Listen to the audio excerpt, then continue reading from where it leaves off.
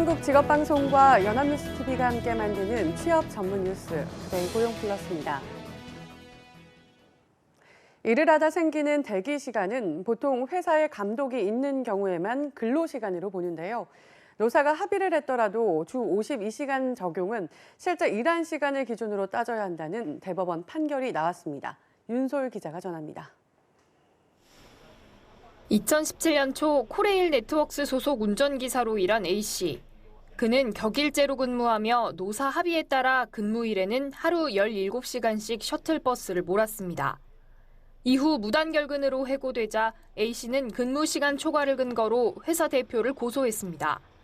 A씨의 근무시간은 1일 평균 8.5시간으로 7일간 59.5시간이 되는데 이는 일주일간 최대 52시간을 넘지 못하도록 한 근로기준법을 위반했다는 겁니다.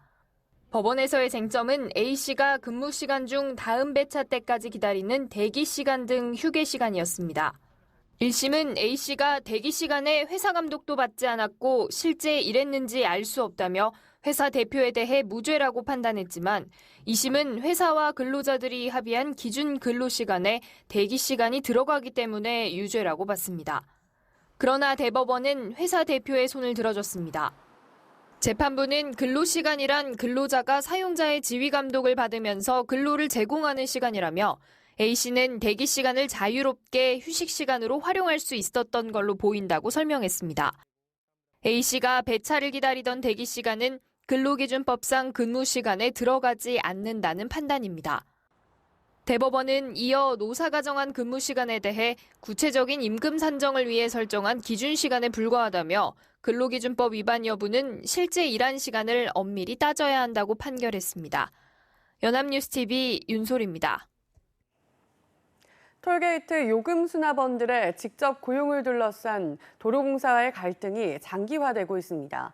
이들은 12일부터 서울을 지역구로 둔 여당 의원 사무실 앞에서 동시다발 1인 시위에도 돌입했습니다. 장보경 기자입니다. 차량이 끊임없이 오가는 경부고속도로 부산 방향 서울 요금소. 10m 높이의 요금소 지붕 위에서 톨게이트 요금 수납원들이 한국도로공사에 직접 고용을 요구하며 고공농성을 하고 있습니다. 수납원들은 밑에서 올려준 식사로 끼니를 때우며 폭염을 이겨냈고 태풍이 몰고 온 비는 작은 천막으로 막아내고 있습니다. 수납원들이 요금소 지붕에 올라간 지도 40일이 넘었습니다. 아직도 27명이 고공농성을 이어가고 있습니다. 처방받은 약으로 버티고 힘내고 계신 그런 상황이세요. 직접 고용 하나로 올라왔기 때문에 그 직접 고용 하나를 갖고 내려가려는 그 오직 한 마음 가지고 13일 노사 교섭이 예정돼 있지만 직접 고용을 요구하는 노동자들과 자회사 고용을 주장하는 사측 모두 기존 입장에 큰 변화가 없는 것으로 알려졌습니다. 이런 가운데 톨게이트 요금 수납 노동자들은 서울을 지역구로 둔 여당 의원 35명의 사무실에서 동시다발적 1인 시위에도 돌입했습니다. 이들은 1,500명 대량 해고 사태를 불러온 정부와 여당의 기만적인 정규직 전환 정책에 책임을 묻기 위해 나섰다고 설명했습니다. 또 이강래 도로공사 사장을 내년 남원 순창 지역 국회의원 후보로 공천한다는 이야기가 나온다면서 정치 만행이라고 비판했습니다. 연합뉴스TV 장보혁입니다. 은행연합회 등 6개 금융협회는 오는 27일부터 28일까지 이틀간 금융회사와 공동으로 금융권 공동채용 박람회를 개최합니다. 서울 동대문 디자인 플라자에서 열리는 이번 채용 박람회는 하반기 신입공채를 진행 중이거나 예정인 은행과 증권사, 보험사, 금융협회 등 60개 금융회사가 참여해 채용 상담과 현장 면접 등을 실시할 예정입니다. 이번 행사에서 블라인드 채용 심사를 벌이는 기업은행 등 6개 은행은 우수 면접자에 대해 하반기 공채 서류 전형 때 면제 혜택을 줄 예정입니다. 박람회는 홈페이지를 통해 사전 신청제로 운영되며 채용 상담의 경우 현장 등록을 통해 참여할 수 있습니다. 정부는 해외 사업장을 4분의 1만 축소하고 국내로 복귀한 기업도 유턴 기업으로 인정해 세금 감면 등의 혜택을 주기로 했습니다. 산업통상자원부는 13일부터 해외 진출 기업의 국내 복귀 지원에 관한 법률 유턴법 시행령 개정안을 시행한다고 밝혔습니다. 해외 사업장 축소 부담이 종전 50% 이상에서 25% 이상으로 완화됨에 따라 해외 사업장을 줄이고 국내 투자에 나서는 기업이 늘어날 것으로 산업부는 기대했습니다. 유턴 기업으로 선정되면 법인세와 관세를 감면받고 입지, 설비 보조금, 고용 보조금 등을 지원받을 수 있습니다. 그동안 제대로 예우받지 못한 채 경제적으로 힘겨운 나날을 보냈던 독립유공자 후손에 대한 지원이 확대됩니다. 서울시는 저소득층 독립유공자 후손에게 월 20만 원의 추가 수당을 주고 장학금도 지급할 계획입니다. 팽재용 기자의 보도입니다. 이기로, 이춘근, 임병국 씨는 모두 독립유공자의 후손입니다. 3.1운동에 참가했던 할아버지와 독립운동에 몸을 던졌던 아버지는 이들의 마음엔 평생의 자랑으로 남아 있습니다. 하지만 조상들의 독립운동 헌신에 가세는 기울었고 남들보다 더 힘겹게 보낸 유년 시절은 잊혀지지 않는 아픔이기도 합니다. 제가 중학교 다닐 적에 제일 사춘기 바로 그런 나이인데 수업료 안 낸 사람 그 당시엔 불렀었어요. 참 부끄럽고 창피하고 왜 우리는 이렇게 못 사는가. 실제 독립유공자 후손의 10명 가운데 7명 정도가 월소득 200만 원에 못 미치는 실정이다 보니 독립운동을 하면 3대가 망한단 말까지 나오는 상황입니다. 서울시는 독립유공자의 헌신에 보답하고 명예로운 삶을 지켜주기 위해 경제적 지원을 대폭 강화하기로 했습니다. 우선 내년 1월부터 저소득 독립유공자 후손 약 3,300가구에 월 20만 원의 독립유공 생활지원수당을 신설합니다. 현재 서울시 보훈수당으로 월 20만 원을 지급하고 있는데 저소득 후손에게 추가 수당을 주는 겁니다. 또 후손들이 학비 걱정 없이 공부할 수 있도록 독립유공자 4, 5대손 대학생을 대상으로 장학금을 신설하고 연간 100명에게 1인당 300만 원씩 지급할 예정입니다. 소외되는 독립유공자 후손이 없도록 한 분 한 분을 소중하고 세심하게 예우하도록 하겠습니다. 서울시는 지원 확대를 위해 2022년까지 731억 원의 예산을 투입할 계획입니다. 연합뉴스TV 팽재용입니다. 우리 정부가 일본을 수출 심사 우대국 100색 국가에서 제외하기로 했습니다. 정부는 국제 수출 통제 체제 원칙하에서 이뤄졌다는 점을 강조했는데요. 다음 달부터 시행 예정입니다. 김지수 기자입니다. 우리 정부도 물러서지 않기로 했습니다. 일본 정부가 우리나라를 수출 심사 우대국인 100색 국가에서 제외하기로 한 지 열흘 만에 우리 정부도 일본을 100색 국가에서 제외하는 전략물자 수출입 고시 개정안을 발표했습니다. 국제 수출 통제 체제의 기본 원칙에 어긋나게 제도를 운영하고 있거나 부적절한 운영 사례가 지속적으로 발생하는 국가와는 긴밀한 국제 공조가 어려우므로 현재 우리나라는 4대 국제수출 통제체제에 모두 가입한 국가를 100색 국가에 해당하는 가지역에 넣고 그 외 국가를 나지역으로 분류하고 있습니다. 이번 개정으로 기존 100색 국가인 가지역을 가해 1과 가해 2로 세분화해 일본만 가해 2로 분류하는 겁니다. 개정안이 시행되면 일본 기업들은 앞으로 우리나라의 전략물자 1,735개 품목을 수입할 때 원칙적으로 포괄 수출 허가가 제한됩니다. 개별 허가 절차도 까다로워져 내야 하는 신청 서류도 늘어나고 심사 기간도 5일 이내에서 15일 이내로 길어집니다. 정부는 이번 조치는 국내법과 국제법 절차상 적법한 것이라고 강조하면서 20일간 의견 수렴과 법제처 심사 등을 거쳐 다음 달에 개정안을 시행할 방침입니다. 연합뉴스TV 김지수입니다. 혐한 방송으로 논란이 된 일본 화장품 브랜드 DHC가 우리나라 대형 화장품 매장에서 퇴출될 위기에 놓였습니다. 소셜미디어 공간에서는 전범 기업 퇴출 운동까지 벌어지고 있습니다. 이진우 기자입니다. 국내 대형 화장품 유통사들이 주요 진열대에서 일본 DHC 제품을 치우거나 아예 판매를 중단하기로 했습니다. DHC 모델인 배우 정유미 씨 측은 기품 유감을 표명하고 DHC의 초상권 사용 철회와 모델 활동 중단을 요청했습니다. DHC의 자회사인 방송 프로그램에서 패널들이 혐한 발언을 한 게 알려지면서 소비자들의 불매운동이 확산하고 있기 때문입니다. SNS에서는 잘가요 DHC라는 해시태그가 공유되며 한국에서 퇴출돼야 한다는 목소리까지 나오는 상황. 직원들에게 극우 성향의 유튜브를 보여줘 논란을 일으킨 한국콜마 윤동환 회장의 경우 사과와 함께 사퇴 의사를 밝혔지만 소비자들의 불매운동은 식지 않고 있습니다. 여기에 일제강점기 조선인을 강제 동원한 일본 전범기업에 대해서는 SNS에서 기업 명단까지 공유하며 퇴출운동이 벌어지고 있습니다. 현재 국내에서 활동하고 있는 전범기업은 300여 개. 국내 소비자들이 자주 찾는 전자기기와 자동차, 주류 등을 판매하는 기업들이 다수 포함되어 있습니다. 20, 30대가 지금 거기 참여를 많이 하거든요. 그동안은 사회에 좀 관심이 없었던 그룹이죠. 우리나라 그 역사적으로 좀 문제가 있는 기업들, 그런 기업들을 선별해서 거기에 대한 대응을 하는 것이 소셜미디어를 통한 이 같은 불매와 퇴출운동은 거세지는 모양새입니다. 연합뉴스TV 이진우입니다. 이르면 오는 10월부터 민간택지 아파트에도 분양가 상한제가 적용됩니다. 정부가 집값을 잡기 위해 지난해 9.13 대책 이후 11개월 만에 더 강력한 부동산 대책을 내놓은 건데요.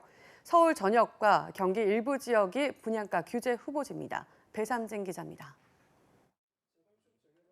정부가 공공택지에만 적용하고 있는 분양가 상한제를 민간택지까지 확대합니다. 적용 지역은 집값 상승세가 가팔랐던 투기 과열지구로 한정했습니다. 강남 3구와 용산, 성동, 마포구 등 서울 전 지역은 물론 과천과 성남 분당, 광명 등 경기도 일부, 세종시와 대구 수성구가 분양가 규제 대상에 오릅니다. 정부는 주택법 시행령 개정안 입법 예고와 법제처 심사, 국무회의 의결 등을 거쳐 오는 10월 초 시행할 예정입니다. 구체적인 상한제 지정 지역과 시기에 대한 결정은 시행령 개정 이후에 주거정책심의위원회에서 시장 상황을 종합적으로 고려하여 별도로 이루어질 계획으로 있습니다. 정부는 분양가 상한제가 시행되면 분양가와 주변 집값 안정에 효과가 있다고 보고 있습니다. 분양가는 토지비를 바탕으로 기본형 건축비를 더해 정해지는데 현재보다 20-30% 낮아질 것이란 분석도 내놨습니다. 싸게 분양받아 과도한 시세 차익을 얻는 것을 막기 위해 전매 제한 기간을 분양가에 따라 현재 3-4년에서 5년에서 10년으로 확대하기로 했습니다. 또 입주자 모집 공고 시점부터 분양가 상한제를 적용하기로 하면서 현재 후분양을 준비하고 있는 서울 강남권 재건축 단지들도 모두 분양가 통제를 받게 됐습니다. 연합뉴스TV 배삼진입니다. 5G 이동통신 가입자가 올해 300만 명을 바라보고 있습니다. 하지만 불안정한 통신은 여전해서 출퇴근길 시민의 발이 돼주는 지하철 같은 곳에선 끊기기까지 하는데요. 이동통신 3사가 세운 지하철 5G 통신망 구축 계획을 살펴보니 2년 가까이 더 기다려야겠습니다. 서영석 기자의 단독 보도입니다. 이동통신 3사가 수도권에 지하철 5G 통신망 설치 계획을 세웠습니다. LTE 단말기보다 통신 상태가 불안정한 지하철 안 5G 서비스의 개선을 위해서입니다. 3사는 지하철 역사와 선로위 5G망을 함께 구축해 공유하기로 했습니다.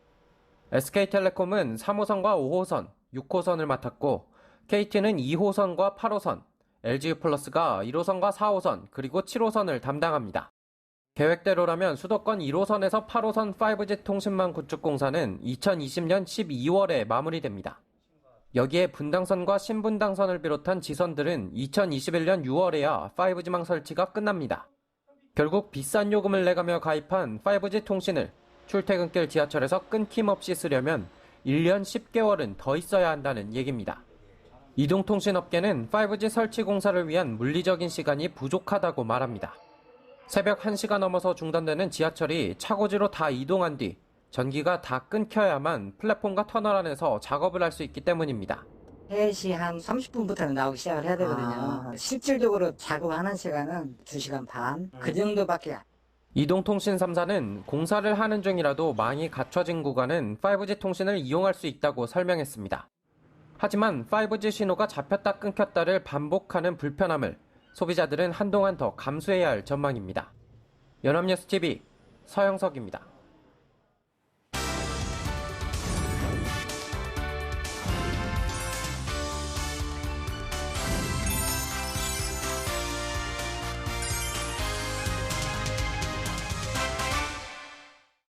사회적으로 핫한 이슈를 키워드로 알아보는 핫키워드 시간입니다. 이교욱 아나운서 안녕하세요. 네, 안녕하세요. 핫키워드 시간입니다. 직업의 귀천은 없다고 하지만 보다 양질의 일자리를 많은 사람들이 원하는 건 사실입니다. 그렇다면 괜찮은 일자리의 기준은 무엇이고 또 얼마나 많은 사람이 이 괜찮은 일자리에서 일하고 있을까요? 핫키워드에서 오늘 살펴봅니다. 네, 근로 환경이 나아지기 위해서 보다 양질의 일자리가 필요하다는 이야기가 나오고 있습니다. 그런데 이 양질의 일자리의 기준이 참 애매하죠. 객관적으로 정의된 기준이 있을까요? 네, 있습니다. 일단 괜찮은 일자리란 임금 근로자 기준으로 상용직, 즉 정규직이어야 하고요. 주당 근로시간이 15시간 이상에서 49시간 이하로 여기에 적정 임금은 200만 원 이상 받는 일자리를 뜻합니다. 네, 그런데 이 역시 쉽지 않다는 건데요. 그렇다면 괜찮은 일자리와 관련해서 나온 통계가 있을까요? 네, 얼마 전 서울연구원이요. 서울 남녀 노동 인력의 일자리 현황을 발표했는데요. 조사에 따르면 2017년 서울의 만 15세 이상 노동 가능 인구는 860만 명으로 조사됐다고 합니다. 이 가운데 경제활동 인구는 540만 명이었는데요. 반면에 학생, 주부 등 비경제활동 인구는 320만 명이었습니다.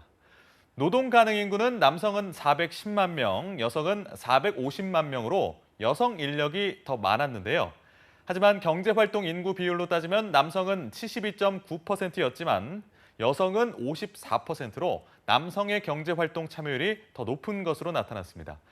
경제활동 인구 중에서 취업자의 비율은 남성은 95.3%, 여성은 95.7%로 비슷한 수준으로 분석됐습니다. 네, 그렇다면 경제활동을 하는 인구의 경우 주로 어떤 일에 종사를 하고 있었나요?